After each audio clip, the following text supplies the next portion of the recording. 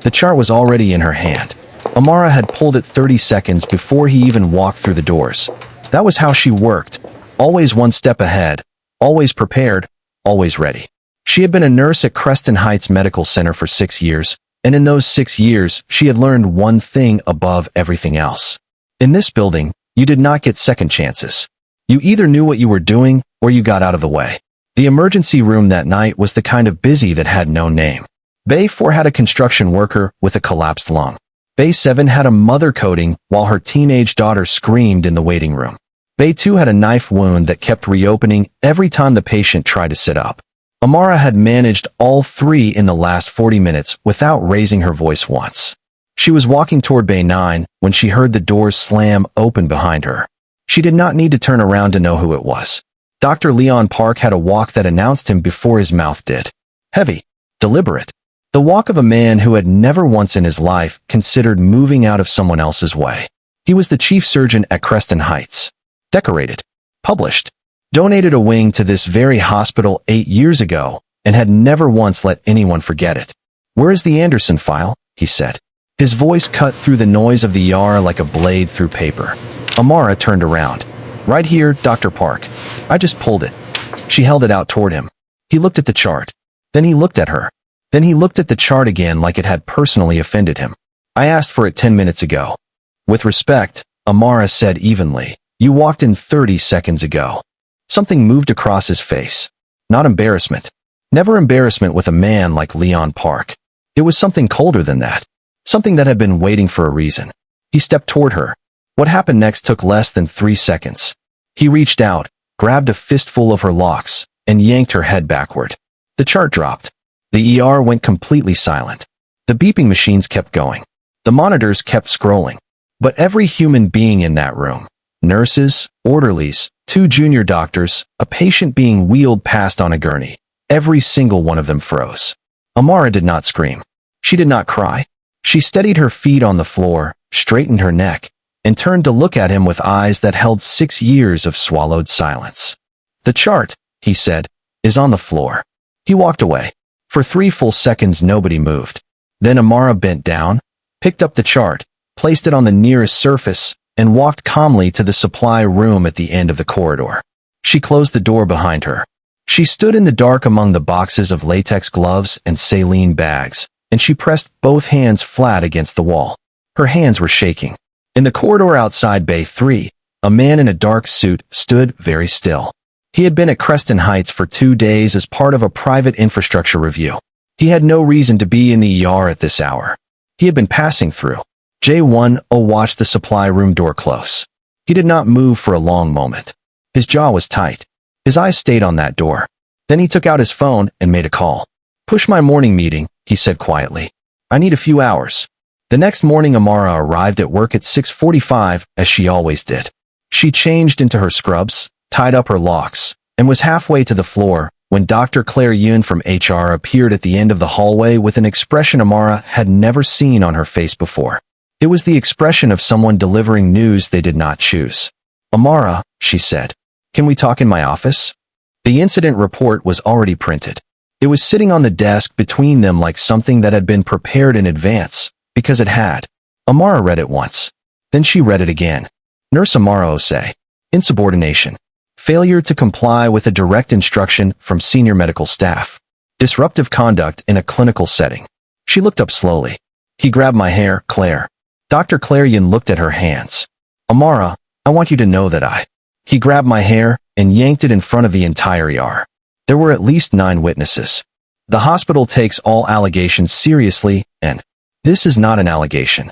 Amara's voice was steady, but something underneath it was beginning to crack. "This happened." Claire slid a second form across the desk. "Administrative leave. Effective immediately. Pending investigation. Your badge will need to stay with us for now," Claire said softly. Amara looked at that form for a long time. Then she unclipped her badge from her scrubs and placed it on the desk without a word. She stood up. She walked back to the locker room, changed back into her clothes, and sat on the bench for a moment with her bag in her lap. Then she called Nadia. Her cousin picked up on the second ring. "They put me on leave," Amara said. A beat of silence. Then, "Say that again." "He grabbed my hair in front of the whole ER, and they put me on leave." Amara. Nadia's voice dropped to something low and precise. Do not touch anything. Do not sign anything. Do not respond to any emails from the hospital. Are you hearing me? Yes. I'm on my way. If you are already feeling this story, do us a favor. Hit that like button right now and make sure you are subscribed so you never miss a story like this one. Now let's keep going. Nadia arrived at Amara's apartment 40 minutes later with a notepad, a recorder, and the kind of energy that made rooms feel smaller. She was a paralegal by training and a fighter by nature, and she had spent the last decade watching institutions swallow people whole. She was not about to let this one swallow her cousin. She sat across from Amara at the kitchen table and opened the notepad. Start from the beginning, she said. Every detail. Don't skip anything because you think it's small. The small things are always what wins cases. Amara told her everything. The chart. The 30 seconds. His voice. His hand. The way the ER went silent. The way nobody moved. She told her about the supply room and her shaking hands and the way she had pressed them flat against the wall just to feel something solid. Nadia wrote without stopping. When Amara finished, Nadia put her pen down and looked at her. How many witnesses? At least 9. Maybe more. Names. Jae Oh for certain. He was right there. 2 junior doctors. I think one was Dr. Emicio. A few of the overnight nurses. Nadia wrote the names down. Good. We need their statements before the hospital gets to them. Amara looked at her. What do you mean before the hospital gets to them? Nadia met her eyes. Amara. Leon Park donated a wing to that building. He has been chief surgeon for 11 years. He has the board in his pocket and the legal team on speed dial. They are not investigating him. They are building a wall around him. And the first brick in that wall is making sure nobody who saw what happened is willing to say so. Amara was quiet for a moment. You think they'll go after Jae Oh? I think they already have. She was right. Jae Oh had been called into the facilities manager's office that same morning. He was a quiet man. Careful. He had 2 children and a mother he was sending money to every month and a job he could not afford to lose. The facilities manager had been warm. Almost too warm. He talked about the hospital's gratitude for Jae Oh's dedication. He mentioned that a position in the day shift had opened up, better hours, small pay increase, much easier on the family. All Jae Oh had to do was remember the events of last night correctly. Jae Oh had sat in that chair and said nothing for a long time. I need to think about it, he finally said. The facilities manager smiled. Of course. Take the weekend. What Jae Oh did not know was that 2 floors above him, the hospital's head of legal was on a call with the IT department requesting that all security footage from the ER corridor between the hours of 9 and 11 the previous night be preserved for internal review, which in this building was a polite way of saying isolated and controlled. What nobody in the hospital knew was that 3 weeks earlier, Jae Won Oh had been given unrestricted access to the building's infrastructure as part of a private investment assessment. He had walked every corridor. He had reviewed every system. And in the basement server room, he had noticed something the hospital's own IT staff seemed to have forgotten. A secondary backup drive, connected to a redundant recording system that had been installed during a renovation 5 years ago and never decommissioned. It recorded everything the main system recorded, and it reported to no one inside the hospital. On the night of the incident, Jae Won had gone back down to that server room at midnight. He had pulled the secondary footage. He had copied 47 seconds onto a drive and put it in his jacket pocket. He had not known exactly why he was doing it at the time. He knew now. For days after Amara was placed on leave, she received a message from a number she did not recognize. There was no name, no introduction, just a file attachment and 4 words. You will need this. She stared at the message for a long time before she opened it. When the footage loaded and she saw herself, saw the ER, saw Leon Park's hand reaching for her locks, saw the whole thing play out in 47 seconds of silent, devastating clarity, she sat down on her kitchen floor and did not move for several minutes. Then she called Nadia. Someone sent me the footage. A pause. Who? I don't know. Unknown number. Forward it to me right now. Don't delete anything. Don't reply. A longer pause. Amara. There was also a name attached to the message. Attorney Kwon Min Soo. Do you know that name? No. I do, Nadia said. Her voice had changed. He's not a regular lawyer. He's the kind of lawyer people call when they want something done that cannot be undone. Whoever sent you that footage is not playing. Amara called Attorney Min Soo the next morning. He picked up on the first ring. His voice was unhurried. Low. The voice of someone who had sat in 100 difficult rooms and left every single one of them having gotten exactly what he came for. Miss Osei, he said. I was expecting your call. Who are you working for? I am working for you, he said simply. I have been retained on your behalf. My fees are covered. All you need to do is tell me the truth and let me work. Amara gripped the phone. I need to know who sent me that footage. A brief silence. You will, when the time is right. For now, what matters is what we do with it. The hospital has scheduled a formal disciplinary hearing for 2 weeks from today. They expect you to show up without representation and without evidence and accept whatever outcome they have already decided on. We are going to disappoint them. Amara exhaled slowly. They're going after my witness. An orderly named Deo. They've already approached him. I know, Min-soo said. That has been handled. What does that mean? It means Mr. Deo accepted neither the offer nor the threat. It means he will be protected. It means the hospital will find that every move they make from here has already been anticipated. A pause. Miss Osei, I need you to trust the process even when you cannot see it. Can you do that? She looked out of her window at the city below. She thought about 6 years of excellence that had been answered with a report that called her insubordinate. She thought about her badge sitting on Claire Yun's desk. She thought about her shaking hands in the dark of that supply room. Yes, she said quietly. I can do that. What she did not know was that the night before, Jae Won Oh had driven to Deo's apartment building and waited in the car for 2 hours until Deo came outside. He had not introduced himself by name. He had simply told Deo that he had seen what happened, that what was being asked of him was wrong, that if he chose to tell the truth, he would not stand alone. Deo had looked at him for a long time. Why do you care? He asked. Jae Won had been quiet for a moment. Because I was there, he said. And I didn't do anything in the moment. This is what I can do now. Deo had nodded slowly. Gone back inside. And the next morning he had called the number Min-soo had quietly left with him and said 4 words. I will tell the truth. The hospital's legal team was not idle. In the 10 days leading up to the hearing, they moved with the quiet efficiency of people who had done this before.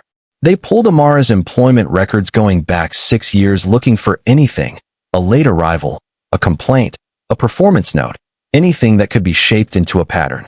They found almost nothing because Amara had given them almost nothing to find. So they shifted strategy. They began questioning the footage.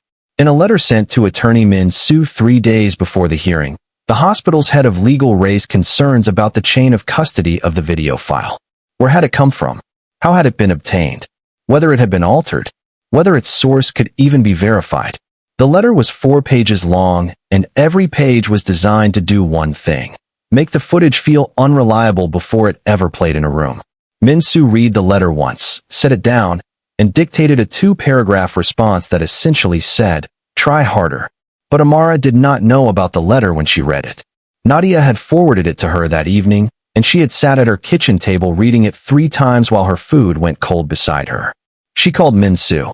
They're saying the footage might be fabricated, she said. Her voice was controlled, but only barely. They are saying it might be questioned, Min-soo corrected calmly. There is a difference. Something that is questioned can be answered. We have the metadata from the secondary server. We have the timestamp verification. We have the technical documentation of the backup system's installation from 5 years ago. Their argument will not survive contact with evidence. And if it does? It won't. Min-soo. She stopped. Took a breath. I need you to be honest with me. Not lawyer honest. Actually honest. What are our chances? A pause. Longer than she liked. The footage is strong, he said. Deo's testimony is strong. The 2 former employees who have come forward add significant weight. The hospital's attempt to tamper with the primary footage actually works in our favor. It demonstrates consciousness of guilt. Another pause. But Leon Park has powerful friends. Some of them sit on the board that will be present at this hearing. I will not tell you this is guaranteed because nothing in a room with powerful men is ever guaranteed. What I will tell you is that we are not walking in there empty-handed. We are walking in there loaded. Amara hung up and sat in the silence of her apartment for a long time. Then she heard a knock at her door. She wasn't expecting anyone. Nadia had gone home an hour ago. She looked through the peephole and went very still. She opened the door. Jae Won Oh stood in her hallway. He was not in a suit tonight. Dark jacket. Simple. He looked like a man who had rehearsed what he was going to say and then decided on the way up to abandon the script entirely. I should have introduced myself sooner, he said. Amara looked at him. You think? He accepted that without flinching. May I come in? She stepped aside. He sat in the chair across from the sofa. She sat on the sofa with her arms folded and looked at him with the same eyes she had used on Leon Park in that ER. Except this time, there was something underneath the steadiness that was less like anger and more like the exhaustion of someone who had been strong for too many days in a row. Why did you have the footage? She asked. I was doing an infrastructure review of the building 3 weeks before the incident. I found the secondary server. I copied the recordings as part of my assessment. That's not what I'm asking, she said. Why did you go back for it? After. When you didn't have to. He was quiet for a moment. His hands were rested on his knees. There was nothing performative about him. No charm being deployed, no careful positioning. He just looked at her. I was standing 15 feet away when it happened, he said. I watched his hand reach for your hair. I watched your face for that 1 second before you composed yourself, and I saw. He paused. I saw someone decide not to break. In a moment, that would have broken most people. And then I watched the room go back to normal like it hadn't happened. Like you hadn't just been assaulted in front of 9 people who all suddenly had somewhere else to look. Amara said nothing. I have a lot of resources, he continued. I have spent most of my life using them for business. It occurred to me that night that I had been standing in the right place at the right time and had done nothing with that. The footage was the one thing I could do. And Min Soo. The best I know. And Deo. He made his own choice. I just made sure he knew he wouldn't be making it alone. Amara unfolded her arms slowly. She looked at him with something that was not quite softness, but was no longer armor either. It was something in between. The look of someone deciding how much of themselves to let into a moment. Why does it matter to you? She asked. Genuinely. You don't know me. Jae Won met her eyes. I know what I saw, he said quietly. And I know what it means when a system moves immediately to protect the person who caused the harm instead of the person who received it. I have watched that happen to people I care about. I did not want to watch it happen to you and do nothing. The room was quiet. Outside the window, the city hummed its indifferent hum. I'm afraid, Amara said finally. It came out before she decided to say it. Like it had been waiting behind her teeth for days. Of the hearing? Of all of it. She looked down at her hands. I'm afraid of what happens if we win and nothing actually changes. I'm afraid of what happens if we lose and I have to live with what that means. I'm afraid of walking back into that building either way. She paused. I'm afraid that I am going to spend the rest of my career being the nurse who made a fuss. Who caused a problem. Who couldn't just, her voice caught. She steadied it. Who couldn't just let it go. Jae Won did not rush to fill the silence. He let it sit for a moment the way someone does when they understand that the person across from them does not need comfort as much as they need to be heard. Then he said, You are worth considerably more than the truth. The truth is just where we're starting. She looked at him. He held her gaze without blinking. Whatever happens in that room, whatever they decide, whatever noise gets made afterward, you were not wrong to refuse to disappear. That is not a small thing. That is the whole thing. Amara looked at him for a long time. You're strange, she said. Something shifted in his face. Almost a smile. I have been told. She stood up to walk him to the door. He paused in the doorway and turned back once. Get some sleep, he said. You're going to need it. She almost laughed. It surprised her, the almost laugh. It felt like the first real thing she had felt in 10 days that wasn't fear or fury. She closed the door and stood with her back against it for a moment. Then she went to bed. And for the first time since this started, she slept. The night before the hearing, Nadia came over, and they sat together on the kitchen floor eating jollof rice from the pot, because neither of them could be bothered with plates. They did not talk about the case. They talked about their grandmother. About the summer they were 12 and got lost at the market for 3 hours, and came home to a mother so frantic with worry she couldn't decide whether to hug them or ground them. They laughed. Real laughter. The kind that cleans something out of you. At 11 o'clock Nadia hugged her at the door. You have always been the strongest person I know, she said. Tomorrow they're going to find that out. After she left, Amara stood at her window with a cup of tea going cold in her hand and looked out at the city. Somewhere out there Deo was preparing to walk into a room and tell the truth at personal cost. Somewhere Min Soo was reviewing his notes for the last time. Somewhere Jae Won Oh was, she didn't know. She realized she didn't need to. She pressed her palm flat against the cold glass. Tomorrow. We are almost at the finish line, and trust us, you do not want to miss what happens next. If you have been with us this far, drop a comment below and tell us, are you Team Amara? Because we certainly are. Let's go. The hearing room was on the 4th floor of the hospital's administrative wing. It was a room designed to feel neutral, but didn't. The long table. The 6 board members seated behind it like a panel of judges who had already made up their minds. The hospital's legal team arranged on one side. 3 of them, expensive suits, prepared faces. On the other side, Amara, Nadia, and attorney Min-soo. Dr. Leon Park sat at the far end of the table with his hands folded and the expression of a man who considered this meeting a minor inconvenience. He had not looked at Amara once since she walked in. She had looked at him, directly, for 3 full seconds. Then she had turned away and not looked at him again. She did not need to. Min-soo opened for their side without preamble. We are here today because on the night of the 14th, Dr. Leon Park physically assaulted a member of this hospital's nursing staff in full view of multiple witnesses. We are not here to debate whether that happened. It happened. We are here to establish the consequences. The hospital's lead counsel, a sharp-faced woman named Barrister Cho, leaned forward immediately. The characterization of the incident as assault is contested. What occurred was a moment of frustration in a high-pressure clinical environment, and he grabbed her hair. Min-soo said simply, in front of 9 people. The nature of the contact is, we have footage. The room shifted. Barrister Cho recovered quickly. The provenance of that footage is itself under question. The chain of custody has not been. Min-soo opened his folder and slid a document down the table. Then another. Then a third. Technical certification of the secondary backup server. Installation records from 5 years ago confirming its existence as an independent system. Metadata verification from the file itself confirming it has not been altered. And a signed statement from the building's original infrastructure contractor confirming the system's integrity. He paused. Would you like me to continue, or shall we play the footage? Barrister Cho looked at the documents. Something tightened around her mouth.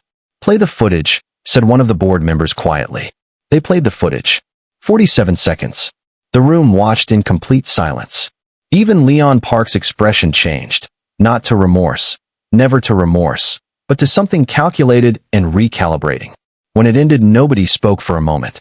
Then Deo was called in. He walked into that room like a man carrying something heavy but had decided the weight was worth it. He sat down. He smoothed his hands on his trousers once. Then he looked at the board and spoke clearly. I was in the corridor outside Bay 3. I saw Dr. Park grab Nurse Osei by her hair and pull her backward. She dropped the chart she was holding. He said something to her and walked away. The whole ER saw it. He paused. I was approached afterward and offered a shift change and a pay increase if I remembered it differently. I did not accept. The silence that followed that last sentence was a different kind of silence. Barrister Cho began to cross-examine him. She questioned his positioning in the corridor. She questioned his sight line. She suggested his memory of events might have been influenced by his close working relationship with Amara. Deo looked at her calmly. I know what I saw. She pushed harder. Suggested he was mistaken about what the physical contact actually was. Suggested that in a busy ER, things could be misread. Deo's jaw tightened slightly. With respect, ma'am. A man grabbing a woman's hair is not something you misread. One of the board members, a woman in the 3rd seat, pressed her lips together and looked down at her notes. Then Min-soo called the 2 former employees. The first was a nurse who had left Creston Heights 2 years ago. She described a pattern. 3 incidents over 4 years involving Dr. Park and female members of staff. All managed internally. All quietly resolved in his favor. She had left, she said, because she did not believe the institution would ever choose differently. The second was a junior doctor who had since moved to another hospital. He described being present during an incident 2 years prior that had been reported and then made to disappear. He had a copy of the original report. Min-soo entered it into evidence. By the end of the 3rd testimony, 2 of the 6 board members had passed notes to each other. A third had excused herself briefly and returned looking shaken. Barrister Cho called for a short recess. During the break, Amara sat in the hallway outside with Nadia beside her. Neither of them spoke. Nadia reached over and took her hand and held it, and that was enough. Amara looked up at the ceiling and breathed. When the hearing resumed, 3 of the 6 board members requested to recuse themselves. It emerged later that Min-soo had quietly submitted evidence to each of them individually. evidence that the hospital's legal team had been involved in directing the deletion of the primary security footage. 3 of those board members had signed off on that instruction. They could not adjudicate a case they were implicated in. The remaining 3 took 20 minutes. When the hearing officer read the outcome, Barrister Cho's face was stone. Leon Park sat very still. Nurse Amara Osei, fully reinstated with immediate effect. All references to insubordination removed from her employment record.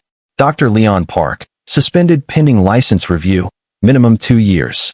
The hospital board to issue a formal public apology. Amara did not cry when she heard it.